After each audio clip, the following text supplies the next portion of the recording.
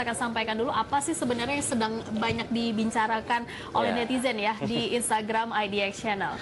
Ya, pemirsa, Menteri BUMN Erick Thohir akan segera mengganti mantan Direktur Utama PT Inalum Persero Budi Gunadi Sadikin yang melepas jabatannya pasca dilantik menjadi Wakil Menteri BUMN. Ya, atas hal ini salah satu perusahaan tambang BUMN juga tercatat di Bursa Efek Indonesia yaitu PTBA memberikan komentar melalui direktur utamanya yaitu Arfian Arifin, di mana menurutnya pengganti Budi di Inalum harus memahami dunia tambang, khususnya mendorong percepatan hilirisasi. Ya, beberapa perusahaan tambang yang dipegang oleh Inalum adalah PT Bukit Asam Tbk, PT Antam Tbk, PT Timah Tbk, dan PT Freeport Indonesia. Informasi ini mendapat komentar dari netizen di akun Instagram IDX Channel, diantaranya dari @gohyuna dan Made Moistelers, di mana kompak mengatakan, mantap. Sementara dari Nalafas Zarian, 50% aja saham Inalum bisa foya-foya sepanjang hidup. Itu dia komentar dari beberapa netizen ya yang mengomentari adanya pergantian dari salah satu perusahaan BUMN pertambangan, Liani. Ya, mungkin kita akan bahas dari sisi pergerakan sahamnya ini seperti apa sih. Tadi ada PTBA di situ di Indonesia, kemudian juga ada Antam yang masih terkait dengan holding pertambangan bersama Inalum ya. Kira-kira pasca dilepas jabatannya oleh Bapak Budi begitu ya yang menjadi BUMN, kira-kira akan seperti apa ini, Pak? Ya, kalau kita lihat sebenarnya untuk saham batubara ini masih dalam tren turun sejak Desember tahun 2018 dan sebenarnya kalau kita lihat ini sudah kembali ke harga 2017 ya, rentang 2017 di mana untuk titik terendah support levelnya itu di harga 2000. Jadi kalau sekarang masih ada di kisaran 2400 ya, ini menjadi ruang untuk akumulasi. Toh terendah di tahun 2019 ini hanya di level 2200. Artinya apa? Ini juga biasanya setelah turun dalam itu membentuk pola sideways di bawah, baru nanti berubah menjadi tren naik, dan ini yang kita harapkan. Jadi mungkin pola konsolidasi untuk trading harian atau jangka pendek, level yang perlu diperhatikan itu di level 2200 sampai 2700. Tren naiknya 2200 sampai dengan 2700 untuk pergerakan dari PTBA ya? Ya, itu untuk ini pergerakan yang mungkin saya prediksi sampai bulan Februari.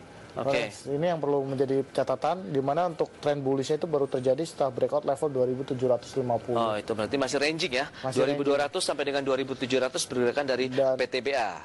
Untuk Antam sendiri bagaimana? Untuk Antam sendiri kan sebenarnya sentimen untuk emiten ini cukup positif, terutama dengan rencana pembatasan ekspor mineral mentah. Namun yang menjadi catatan ini sudah berada dalam tekanan sejak bulan September 2019 ini. Nah, untuk level supportnya untuk trading jangka pendek itu sebenarnya level kuncinya di level sekitar 900 rupiah. Resistennya di level sekitar 1010 sampai dengan 1020 itu menjadi resisten. Nah, baru akan menjadi orang akan lebih optimistis setelah dia break level 1010 dengan target resisten di 1150. Strategi yang bisa digunakan ini tentu saja ini karena sideways antara dua tren naik. Ini pertanyaannya adalah menjadi tren naik berkelanjutan atau ini berubah menjadi tren turun, itu kuncinya di level 900. Jadi selama berada di atas support 900 saya masih optimistis. Baik. Antam baru saja ini ada rilis ya hari ini, laba bersih Antam turun 11% dalam periode Januari hingga September 2019. Dan kalau kita flashback beberapa bulan lalu saham Antam itu kan sempat naik signifikan ya Pak ya, sampai ke 1200 ya kalau tidak salah ya. 1200 di periode Mei sampai Juni. Jadi kalau kita mundur flashback ke 1 tahun terakhir ini, di bulan Agustus sampai November tahun 2018 dia cenderung turun. Kemudian ada juga tekanan jual di bulan sekitar Maret sampai Juni. Nah, kalau kita melihat siklus ini ya juga antara September sampai November ini menjadi bulan-bulan yang harus sedikit diwaspadai. Iya, karena trennya cenderung turun begitu ya. Dua tahun terakhir polanya seperti itu, dan yang perlu diperhatikan ketika dia turun itu pun sebenarnya adalah bagian dari pergerakan jangka panjangnya.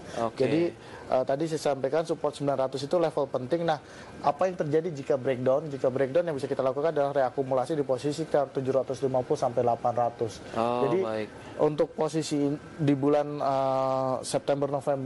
Oktober ke November ini, yang perlu kita perhatikan adalah kita harus lebih disiplin trading di Antam. Satu bulan sudah turun 10%-an untuk Antam, Pak Eta. Kira-kira dengan adanya rilis kinerja yang tidak bagus, apakah mungkin Anda proyeksikan saham ini akan lebih turun lagi di bulan November atau bagaimana? Biasanya ketika ada sentimen negatif dari kinerja yang sebelumnya itu akan ada cenderung tekanan jual, tapi kita melihatnya ini menjadi ruang untuk lebih ke akumulasi karena sentimen kedepannya lebih positif dibandingkan dengan sentimen sebelumnya, terutama terkait dengan pembatasan ekspor mineral, sehingga yang diharapkan itu mendorong harga nikel naik ke atas. Anda merekomendasikan tidak sih saham-saham pertambangan seperti Kalau ini? untuk saham pertambangan, saya sarankan lebih ke trader ya dibandingkan Trading saja ya? Lebih ke trading karena pergerakan sahamnya lebih volatile dibandingkan saham-saham yang berbasis konsumsi, sehingga ini lebih cocok untuk orang yang memang karakternya senang untuk swing. Rekomendasinya adalah trading ya, trading jangka pendek untuk saham-saham di sektor pertambangan. Sudah ada pertanyaan yang masuk? Ya, sudah ada beberapa pertanyaan yang masuk. Kita pertama dari Bapak Hamidi Ramadana dari Batu Sangkar, Sumatera Barat. Selamat sore. Selamat sore. Menanyakan analisis saham dari Waskita Karya dan juga ITMG ini Pak Eta. Silakan. Untuk Waskita Karya dulu. Untuk Waskita kita sebenarnya bullish ya untuk sektor konstruksi, dan kalau kita lihat sebenarnya untuk resisten itu di level 1700, targetnya tuh break ketika breakout resisten ke level 1850 sampai 1900. 1850 sampai dengan 1900. Trennya sendiri bagaimana untuk Waskita? Trennya sendiri sebenarnya sudah mulai membentuk sideways pattern ya. Kalau Bapak perhatikan dari bulan Juli kemarin itu terus dalam tren turun. Oktober ini sudah mulai reversal naik. Nah, 2 hari ini kan dalam tekanan. Kita melihatnya tekanan ini tuh profit taking karena dia naik sudah lebih dari 10%. Jadi memang ada profit taking, sehingga kalaupun mau masuk, level yang bisa diperhatikan untuk entry point sekitaran 1550 itu menjadi basis minor support untuk trading jangka pendek. 1550 untuk Waskita. Itu adalah berarti posisi buy on weakness ya? Supportnya ya. Untuk targetnya kira-kira berapa Pak? Untuk target kita masih maintain di 1800 sampai 1850. Baik, itu dia untuk Waskita Karya. Pak Hamidi di Sumatera Barat. Masih ada pertanyaan selanjutnya ITMG. Kita bahas nanti di segmen berikutnya. Kita akan jeda dulu sebentar. Tetaplah bersama kami pemirsa, kami kembali sesaat lagi.